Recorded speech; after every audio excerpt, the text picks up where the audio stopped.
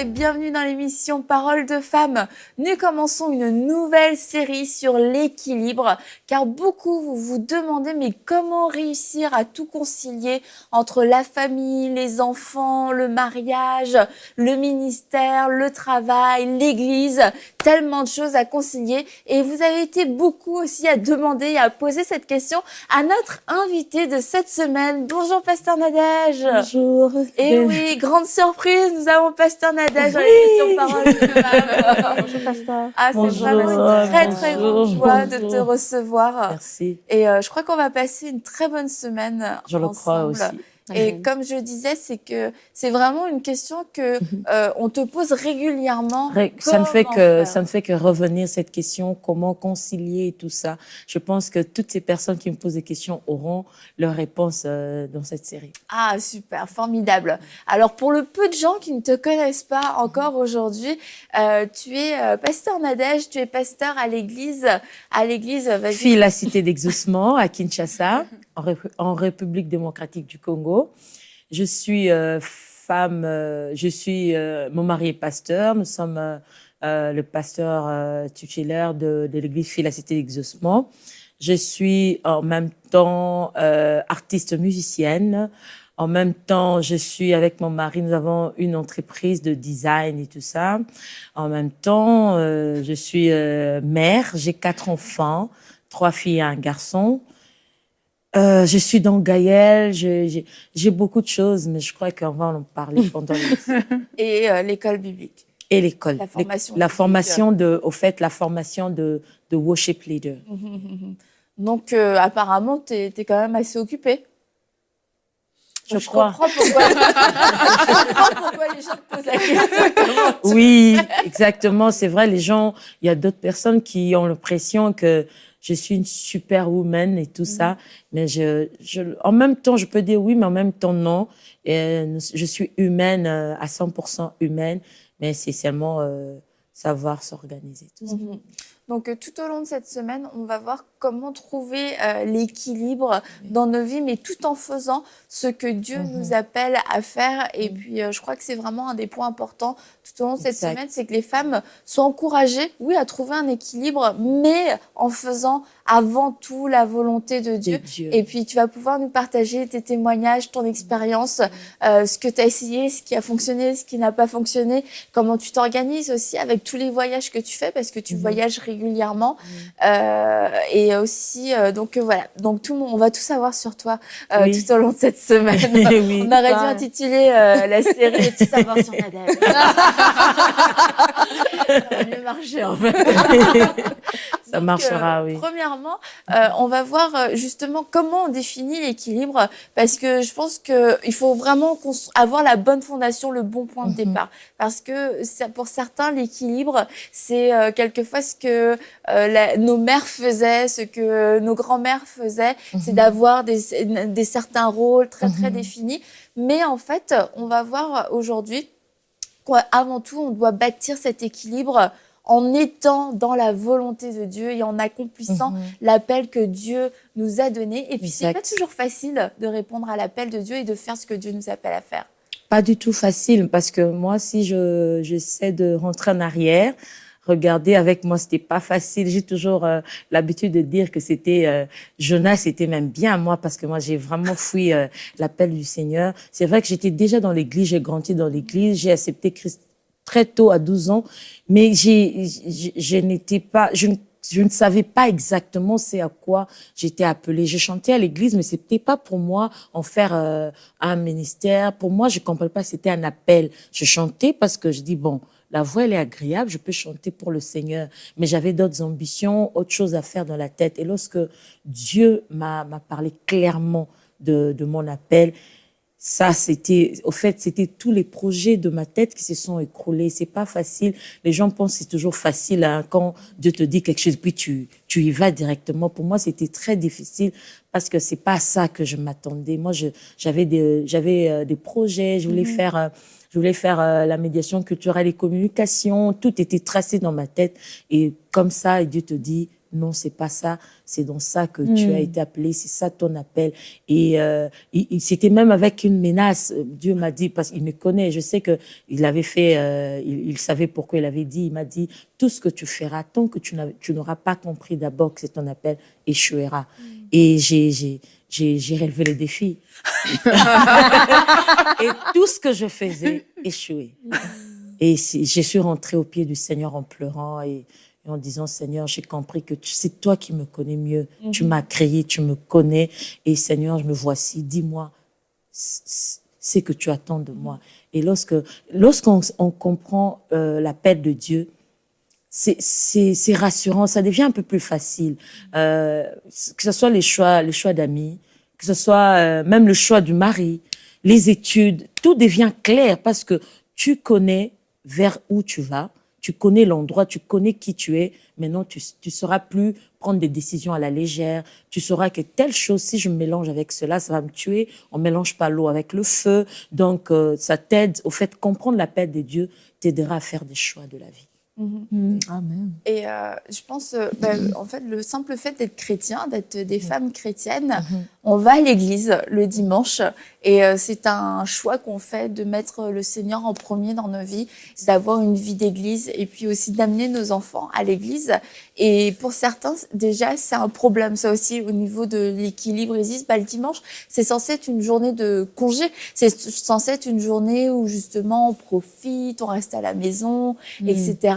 Et le fait de savoir pourquoi on a été créé, le fait de savoir, d'avoir conscience qu'on veut d'abord mettre Dieu au centre de nos vies, et c'est pour ça que je disais de construire cet équilibre autour de ça, fait qu'il y a des choses qui sont comme intouchables et non négociables dans notre vie. Et du coup, le fait d'aller à l'église, le fait de donner sacrifier notre dimanche, mais de le donner finalement en offrande à Dieu, c'est pas quelque chose qui, c'est pas un manque d'équilibre en soi, c'est pas, non, mais du coup, notre famille est en danger, etc.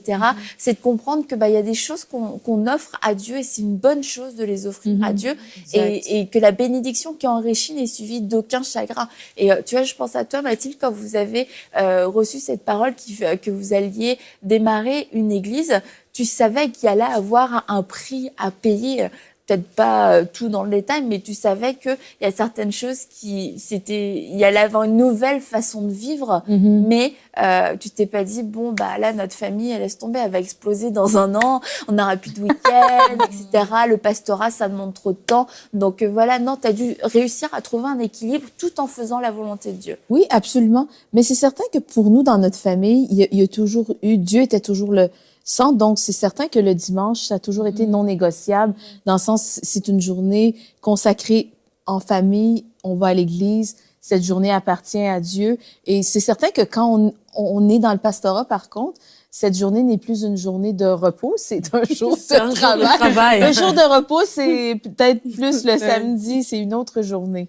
Mais c'est certain qu'avec les enfants ont été élevés dans ça parce que on a créé vraiment la culture, on honore Dieu avec cette journée-là, avec notre vie.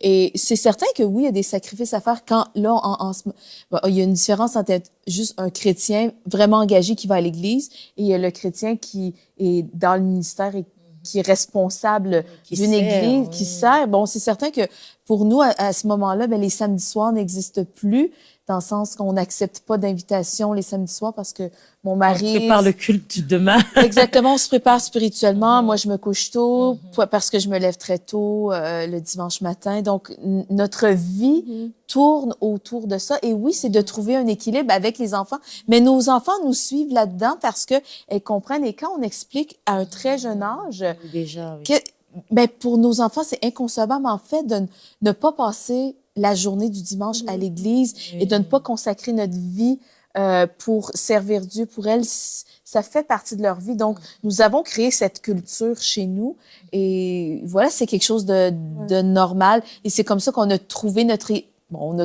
équilibre dans le sens que on fait tout ça ensemble. Nous sommes en famille en général. Donc, ça se passe bien quand Dieu nous aide à faire, qu'est-ce qu'on fait? Dieu nous donne la force. Et puis, de il faut répondre à dire, l'appel. il faut pas, en étant chrétien, prendre une partie de la Bible et laisser notre partie. Au fait, la communion fraternelle fait partie du culte. Oui. Dieu nous l'a demandé. Et vous savez, partager sa foi en communauté, elle est très importante. Vous savez, moi, personnellement, j'ai conseillé des fois, je peux être vraiment down spirituellement. Tu sens pas vraiment la force de prier ces jours. Vous savez, des fois, nous prions parce il faut faire vraiment des efforts. Tu sens que tu n'as envie de rien. Mais quand tu vas au culte, ensemble, tu vois ton frère à côté en train de prier, tu vois ta sœur à côté en train de louer le Seigneur, ça te donne une force. Tu ressens et tu repars de là avec une force pour ton culte personnel. Et la communion fraternelle, elle est très importante. C'est pas une option. Ça fait partie de notre culte. Nous sommes obligés d'être en communauté pour prier. C'est très important. Parce qu'il y a eu tellement en fait d'excès, je pense, par rapport au manque d'équilibre. Qu'aujourd'hui, la recherche de l'équilibre, notamment chez la femme chrétienne, peut devenir très intellectuelle et très humain. Et finalement, on n'agit pas par amour pour Dieu. On ne dit pas « je construis ma vie autour de Dieu ». C'est comme comment on l'a construit avec un peu un sentiment de peur. Peur de ne pas être assez présente pour ses enfants, peur de ne pas être une bonne épouse, peur de ne pas réussir à tout concilier. Puis on enlève beaucoup de choses. Et dans ces choses qu'on enlève, malheureusement, on peut passer à côté de l'essentiel parce que on enlève Dieu pour se créer une vie qui a l'air un peu confortable, une vie rangée et ordonnée, parce qu'on associe cet équilibre à un ordre, mais à un ordre qui est totalement humain. Et en fait, lorsqu'on laisse Dieu toucher et instaurer un certain équilibre, ça peut sembler peut-être pas équilibré aux yeux de certains, mais si on a une vie ordonnée sans Dieu, c'est une vie qui est totalement désordonnée finalement. Oui, en fait, trop souvent, et c'est vraiment malheureux, trop souvent c'est Dieu qu'on choisit d'exclure. C'est peut-être le temps de prière qu'on avait programmé pour notre journée qu'on va choisir d'exclure parce qu'il y a une autre chose qui vient nous solliciter. Et parfois, c'est toujours Dieu qu'on choisit de mettre de côté. Et en faisant ça sans le savoir, on est vraiment en train de tordre, on est en train de perdre vraiment l'ordre divin. Quand on ne connaît pas nos priorités, quand on ne sait pas vraiment mettre Dieu à sa place, quand on ne sait pas fonctionner avec le plan de Dieu, mais vraiment, on s'engage sur un mauvais chemin. C'est ce qu'il faut qu'on comprenne, en fait. Parce que cet ordre divin, c'est Dieu qui nous le donne. C'est le Saint-Esprit qui établit l'ordre dans notre vie. C'est lui qui sait, Dieu nous a créés et Dieu a un plan pour chaque jour de notre vie, en fait. Il n'y a pas une journée qui passe sans que le Seigneur ait un plan pour cette journée-là dans notre vie. Et le fait de délaisser Dieu, de mettre Dieu de côté, en fait, c'est de mettre ce plan de côté. Donc, sans s'en rendre compte, on met le plan de Dieu de côté, mais on a des personnes vraiment qui aspirent, on a des personnes qui veulent connaître la volonté de Dieu, qui disent « Seigneur, je te cherche ». Mais si on le laisse de côté, si on laisse son plan de côté parce que on a basé notre schéma, notre journée sur nos propres conceptions, sur ce que le monde nous a proposé, sur ce que notre intelligence nous a proposé, mais on sera passé à côté de quelque chose. C'est vraiment important de comprendre, c'est le Saint-Esprit qui fixe l'ordre. Le Saint-Esprit sonde même les profondeurs de Dieu. Il sait le plan que Dieu avait prévu pour cette journée-là et c'est lui qui doit nous amener dans ce plan-là. Amen. Mais j'aime l'histoire de Marthe et Marie. Que Jésus dit à Marie qu'elle a choisi la bonne part, alors que Marthe faisait ce qui semblait être la bonne chose à faire, de préparer tout ça. Et comme Pasteur en a déjà dit d'entrée de jeu, c'est que pour avoir un équilibre, il faut d'abord savoir est-ce que je suis dans la volonté de Dieu, est-ce que je fais à quoi Dieu m'a appelé. Parce que si je fais ce à quoi Dieu m'a appelé, étant donné que c'est lui qui m'appelle, mais il donne le vouloir, il donne le faire, il donne la capacité de faire les choses pour lesquelles il m'a appelé. Et dans notre recherche d'équilibre en tant que femme, et c'est là le piège de pas choisir la bonne part, c'est comme tu dis, c'est que la semaine je travaille, le samedi c'est les activités, le dimanche j'ai juste envie de me reposer, je pourrais sauter un culte parce que j'aurai plus de temps pour faire telle ou telle chose. Et oui, d'apparence, tu auras plus de temps pour faire ton lavage ou faire les choses que tu as à faire. Et les autres familles non chrétiennes vont te dire, mais oui, tu sacrifies une journée si tu vas au culte le dimanche. Mais au contraire, comme tu dis Aurélie, c'est là que tu vas te puiser. Alors, ce qui d'apparence semble être un mauvais choix, entre guillemets, est un bon choix parce que les heures passées au culte valent plus que les heures que tu aurais pu rester à la maison toute la journée et tu n'auras rien fait. Mais tu t'allais au culte, tu as été, comme vous dites, tu étais dans la communion fraternelle, tu as reçu des paroles, tu as reçu un encouragement, une nouvelle sagesse pour affronter ta semaine et tu récupères en fait. Et c'est ça de partir, pour bâtir sa vie, il faut commencer par le Seigneur. Et puis, rentrer toujours au pied du Seigneur, c'est là est très important. Dans Jérémie 1,5, la Bible est en train de dire, avant que tu fusses formé dans le ventre de ta mère, je te connaissais. Avant que tu fusses sorti de son sein, je t'avais consacré. C'est Dieu qui nous a créés. Il sait. Il nous connaît mieux que nous-mêmes. C'est lui notre créateur. Il sait ce qui est bien pour nous et ce qui ne l'est pas. Même si, aux yeux du monde, ça paraît insensé. Des fois, c'est illogique. Les gens pensent que c'est illogique. On est un peu perdu. Hein. Ils nous prennent pour des illuminés comme ça. Et non, rentrer au pied du Seigneur, cela est très important. Savoir, moi, tous les jours, les gens peuvent trouver cette prière banale, mais je les fais toujours. Chaque matin, quand je me réveille, je demande, Seigneur, je pense que tu m'as pas laissé en vie pour rien. Pourquoi je suis en vie aujourd'hui? Quel est ton plan pour moi dans cette journée? Et ça te pousse vraiment à te laisser vraiment au pied du Seigneur, à laisser le Saint-Esprit te parler. Et tu verras au fil des heures, la journée, tu as un objectif à atteindre, tu veux plaire à Dieu, tu veux faire tout ce que tu peux faire, mais en craignant le Seigneur, en restant sur un plan. Et cela est très important de rentrer toujours au pied du Créateur pour savoir ce qu'il attend de nous. Très important. Amen. Et toi, tu as répondu, pour en revenir à l'appel, tu as répondu à l'appel de Dieu et tu fais ce que Dieu t'appelle à faire, mais ça demande un sacrifice, il y a un prix à payer parce que lorsque tu voyages, peut-être que les gens s'imaginent, parce qu'on te voit, t'es toute belle, t'es maquillée, tu chantes, t'amènes les gens dans la présence de Dieu, mais ils se disent pas, cette femme, elle a laissé ses enfants à la maison, peut-être qu'elle a un passement au cœur, peut-être qu'elle paye ce prix-là pour nous tous ici aujourd'hui. Nous, on est bénis, on reçoit, mais elle paye le prix. Mais à chaque appel, il y a un sacrifice, il y a des exigences. Et toi, tu as décidé de répondre à l'appel de Dieu malgré certaines exigences. Oui, j'y suis obligée. C'est, comme je l'ai dit, c'est Dieu qui m'a créée et c'est pour Dieu que je vis sur terre. Il n'y avait pas encore mari, il n'y avait pas encore enfant. Dieu m'avait appelé, comme je l'ai dit dans Jérémie 1,5. Avant même que je ne sois, ma mère se rende même compte que j'étais dans son ventre, Dieu avait un plan déjà tracé pour moi. Et quand je répondais à cet appel, il faut toujours savoir qu'il y a des sacrifices, il y a le prix à payer pour chaque appel. On peut pas tous payer le même prix, mais chacun dans son coin, dans son appel, en répondant présent dans son appel, aura toujours des sacrifices à faire, aura toujours il y aura toujours des exigences que demande un appel, au fait. Et j'ai répondu à cela. C'est vrai, les gens me voient en train de chanter, ils voient pas ce qu'il y a derrière aussi le sacrifice. Des fois, je suis dans un autre pays, il m'arrive de craquer. Il m'arrive de pleurer d'un coup comme ça, qui n'annonçait rien et comme ça directement tu pleures. Seulement, tu as pensé aux enfants et ça fait mal. C'est pas pour autant que je n'irai plus répondre à mon appel parce que ça me ferait mal. Oui, ça me fera mal, mais je dois répondre à mon appel. Et quand je suis présente sur place avec mes enfants, j'essaie d'être au maximum présente dans leur vie. Et quand je dois partir, je dois partir. C'est pour Dieu que j'ai été créée. Et ça, c'est quelque chose que toute femme doit comprendre aussi. Parce que souvent, les femmes sont culpabilisées. Je peux pas encore faire ceci pour le Seigneur. Il y a les enfants. J'ai des enfants au bas âge et tout ça. J'aimerais dire que c'est pour Dieu d'abord que vous avez été créés. Pas pour les enfants, c'est pour le Seigneur. Dieu vous a créé d'abord, vous, pour un but, pour un objectif, pour une mission. Et c'est pas négliger les enfants. J'ai pas dit négliger les enfants, négliger son mari, mais comprendre que c'est lui qui est d'abord plus important. C'est d'abord le Seigneur. Et tout vient après.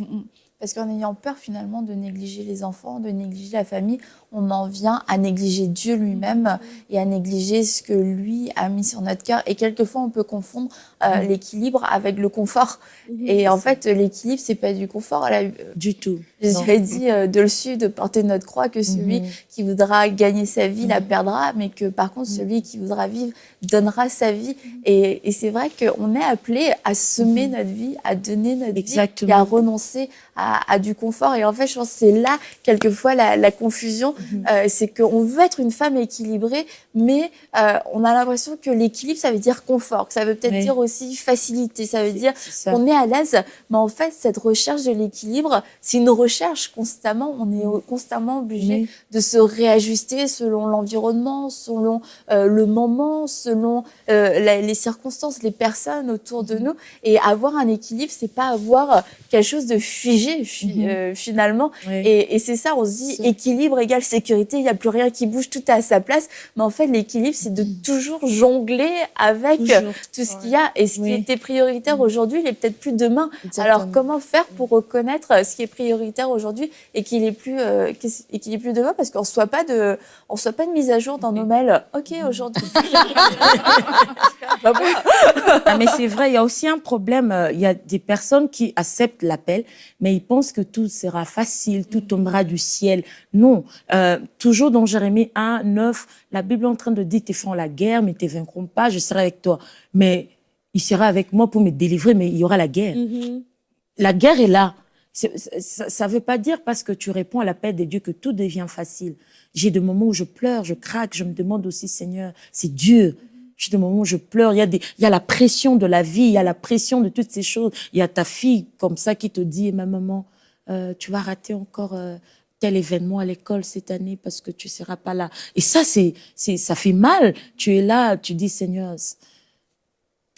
j'ai fait mal à mon enfant. Et c'est très dur, toutes ces histoires. C'est pas parce que tu réponds à l'appel des dieux que tout devient facile. C'est difficile. Tous les jours, nous sommes là, en s'appuyant sur le Saint-Esprit qui nous aide à équilibrer, comme tu dis. C'est pas figé. Tous les jours, tu essayes de jongler, de savoir, aujourd'hui, tel maintenant est la priorité et l'autre devient en dessous. Et chaque jour, on est là pour chercher l'équilibre. Si c'était figé, ça sert à rien, quoi, en fait. Mais tous les jours, avec l'aide du Saint-Esprit, on essaie de savoir quelle est la priorité dans cette saison ou pas. C'est comme ça que Exactement. C'est comme vous dites, Pasteur Nada, je pense que l'équilibre se trouve avec le discernement. Oui. Et le discernement de la saison, de la journée.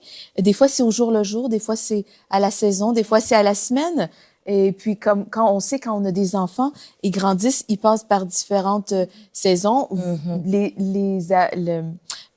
invitations que vous recevez, vous devez vous adapter à chaque invitation. Et je pense que l'équilibre se trouve dans la volonté de Dieu. Et quand on sait que nous savons qu'à chaque jour de notre vie, comme vous avez si bien dit, aujourd'hui, Seigneur, tu m'as créé pour une raison, je suis en vie. Aujourd'hui, pour quelle raison tu m'as créé? Et si, pour chaque journée, je cherche la face de Dieu, je prie pour un esprit de révélation, avoir le discernement pour être dans la volonté de Dieu à chaque jour de ma vie, eh bien, je crois vraiment que chaque femme va pouvoir trouver son équilibre. Chaque personne va pouvoir trouver son équilibre au pied de Jésus. C'est vraiment la meilleure façon. Et j'ai pas vécu la même chose que vous, Pasteur Nadège, mais à ma manière, oui, je crois que j'ai su trouver l'équilibre dans ma vie avec mes enfants. L'Église l'appelle le ministère. Et puis, c'est ça, il y a une paix qui vient aussi avec, malgré les difficultés. Exact. Malgré l'adversité ou malgré les choses, les journées qui sont plus difficiles, les choses qu'on peut manquer, les événements. Bref, il y a une paix qui vient avec le fait qu'on sert Dieu et qu'on est vraiment dans son plan. Quand on est à la bonne place au bon moment, eh bien, il y a cette paix, il y a cette grâce aussi. Exact. Moi, j'aimerais juste rajouter aussi que Dieu donne la vision et donne la provision. Amen. Pas comme un employeur qui va t'engager et qui va te demander de donner au-delà et puis tu donnes des heures et ça finit jamais. Il te demande tellement que ça te prive de ta vie de famille ou quoi que ce soit. Mais Dieu, quand il nous donne, il fait aussi grâce dans d'autres choses. Donc, par exemple, on prend le cas de Pasteur Nadège qui travaille, qui va bénir tellement des gens, des milliers de personnes qui vont venir à ses concerts, qui vont repartir remplis du Saint-Esprit, qui vont repartir relevés. Alors, elle, dans son cœur de femme de mère, oui, il y a un pincement, c'est tout à fait normal. Même une dame qui travaille 9 à 5, il y a un pincement quand elle est au travail pendant la journée. Pas besoin d'être une artiste internationale pour avoir ce pincement-là. Mais parce que Dieu sait que tu es en train de faire quelque chose pour lequel il t'a appelé. Mais tu sais quoi, les problèmes que d'autres personnes ont eu avec leurs enfants, toi, tu les auras pas avec tes enfants. Tes enfants vont avoir un cœur pour le Seigneur. Ils ont un cœur qui est docile. C'est comme si tu les élèves facilement, les choses. Il y a une facilité qui te donne. Il y a des problèmes de santé que tu évites. Pourquoi? Parce que le Seigneur sait que tu peux pas être accablé de tous les côtés. Donc, si tu donnes tout ton temps à son œuvre, ben, il s'assure de faire le reste. Donc, de pas avoir peur non plus de rentrer dans l'appel pour dire maintenant ça va être difficile et voilà, non. Le Seigneur est le meilleur employeur. Il est mieux que toutes les compagnies, etc. Lui, quand il nous appelle, il s'assure de combler le Ne reste. pas avoir peur aussi de toutes ces petites inconvénients, entre guillemets, de toutes ces petites choses qui viennent se greffer, parce que c'est là où on trouve vraiment l'équilibre avec le Seigneur. Notre force, c'est en Dieu, comme on est en train de le dire, et il sera toujours nous donner cet équilibre-là, mais c'est normal. Je pense que c'est quelque chose qu'on doit vraiment retenir, c'est que c'est normal qu'il y ait des défis au quotidien. C'est normal que la vie nous présente des situations, mais quand on est avec Dieu et qu'on est engagé pour faire sa volonté, mais quand les situations vont arriver, ben Dieu va toujours trouver l'issue de secours. Mais ces situations, elles seront là dans nos vies tous les jours, c'est un fait. Mais Dieu est avec nous vu qu'on fait sa volonté, mais il y a aussi un chemin qui est tracé devant nous que Dieu va nous montrer pour qu'on puisse juste l'emprunter. Bien, merci. Merci beaucoup, Pasteur Nadège, pour cette première journée. Et demain, on va poursuivre. On va parler de notre identité, savoir qui nous sommes, comment gérer les commentaires, les regards des autres aussi. Quelquefois, on n'est pas compris, on peut se sentir jugé. Et puis, comment gérer les sentiments de condamnation, de culpabilité. Certaines, vous vous dites, c'est ma vie. Et aussi, comment se relever après des erreurs, parce qu'on a commis des erreurs. Est-ce que vous aussi, vous avez commis des erreurs? Beaucoup. Beaucoup, soyez rassurés, beaucoup. Alors demain, Nadège nous raconte ses erreurs. Il va enlever tous nos complexes. Non, merci beaucoup. Et chez vous, je vous encourage, mesdames, à recommander votre sort à l'Éternel afin que vos projets réussissent. De ne pas vous appuyer sur votre propre sagesse, mais vraiment de vous appuyer sur Dieu, de vous confier pleinement en lui. Et comme Pasteur Nadège l'a dit, nous avons été créés par Dieu et pour Dieu, pour le servir avant tout. Et tout ce qui vient après, et ça semble peut-être un peu dur à dire, mais tout ce qui vient après. La première chose, le premier commandement que nous avons reçu, c'est d'aimer le Seigneur de tout notre cœur, de toute notre âme, de toute notre pensée. Donc si nous mettons Dieu à la première place, cette place qui lui est réservée, c'est lui qui va pouvoir arranger nos priorités, c'est lui qui va pouvoir arranger notre équilibre et nous apprendre à jongler avec les différentes sphères de nos vies, que ce soit nos enfants, notre travail, le ministère, et nous montrer ce qui est important cette heure-ci, ce jour-ci, pour cette saison. Donc faites-lui confiance, jetez vos schémas tout préparés, tout fait, vos tableaux tout fait, et laissez le Saint-Esprit vous conduire pour une vie équilibrée. Et on se dit à demain pour une émission de Paroles de Femmes.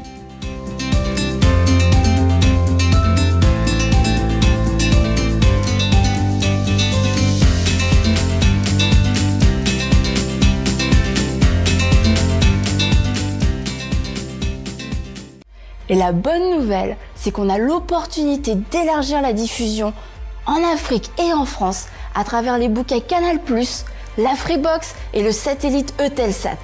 Cela nous permettra de toucher des millions de nouveaux téléspectateurs. Et pour que cela soit possible, nous avons besoin de 1500 visionnaires qui s'engagent à donner 1 000 € ou plus. Ensemble, nous allons relever ce défi. Vous pouvez faire votre don sur emcitv.com en une seule fois ou en plusieurs mensualités. Dès maintenant, donnons pour amener EMCI TV à une nouvelle dimension.